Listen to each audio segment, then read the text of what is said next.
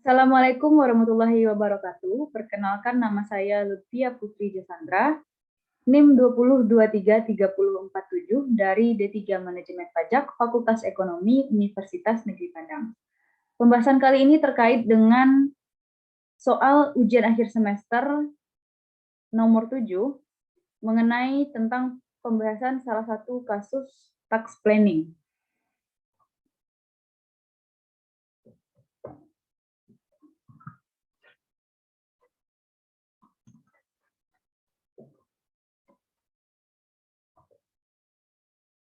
Tax planning yang akan kita bahas pada hari ini adalah mengkhususkan terhadap pajak pertambahan nilai atau PPN.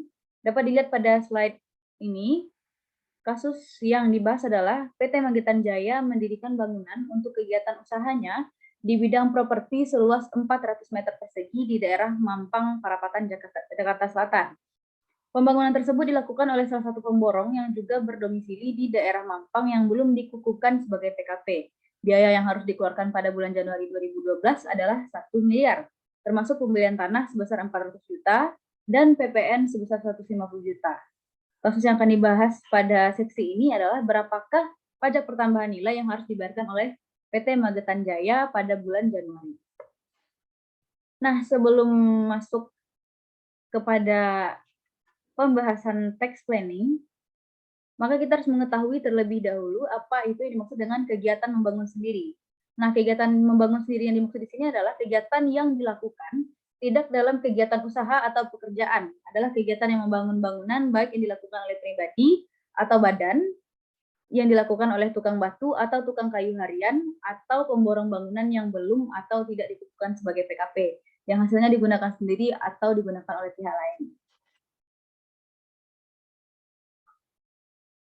Kita masuk ke dalam perhitungan pajak pertambahan nilai berdasarkan PMK nomor 39/PMK 03 tahun 2010 yang diatur juga dalam PR 27/PJ tahun 2010 yang menjadi dasar pengenaan pajak atau DPP adalah 40% dari seluruh pengeluaran termasuk PPN pada bulan yang bersangkutan, tidak termasuk harga perolehan tanah.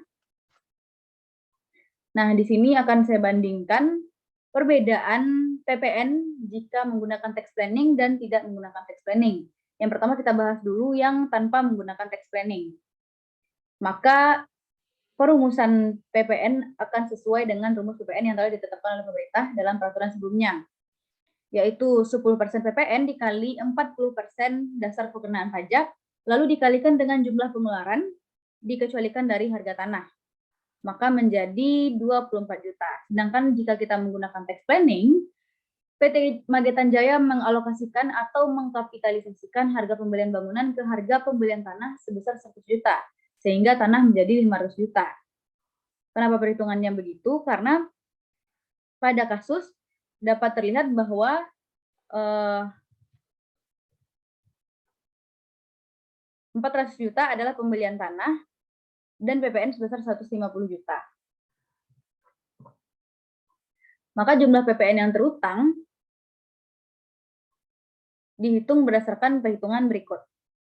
Maka terjadi 20 juta pajak pertambahan nilai. Jadi dengan tax planning, PT Magetan Jaya dapat menghemat biaya sebesar 4 juta. Sekian pembahasan salah satu kasus mengenai tax planning dari saya. Saya yakin hal yang saya bahas pada kesempatan kali ini dapat berguna bagi kita semua. Saya Lutfia Putri Jasandra, terima kasih dan Assalamualaikum warahmatullahi wabarakatuh.